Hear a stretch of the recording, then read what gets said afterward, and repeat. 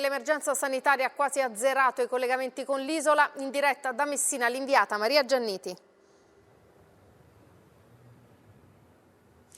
E questa è la rada San Francesco, l'approdo dei traghetti privati, lo vedete è deserta, normalmente a quest'ora invece è un gran via vai di auto che appunto scendono dai traghetti che vengono dall'altra sponda e del resto questa riduzione così drastica, più del 95% delle corse, più del 90% delle corse è stata una delle primissime decisioni prese dalla Regione Sicilia per cercare di limitare al massimo il contagio proprio qui sull'isola. Ora resta ovviamente l'apertura per quanto riguarda l'arrivo di tutti quanti i beni essenziali, di farmaci e anche beni alimentari, tantissimi beni freschi partono proprio dalla Sicilia per raggiungere invece la penisola. Ora per quanto riguarda invece le autorità locali, queste chiedono che venga istituita una sorta di banca dati per cercare di controllare gli arrivi, è una richiesta che è stata presentata al Ministero delle Infrastrutture e dei Trasporti e c'è una protesta dei lavoratori invece pendolari che chiedono almeno l'aumento di una corsa per poter avere così maggiore flessibilità nell'orario di lavoro. E da Messina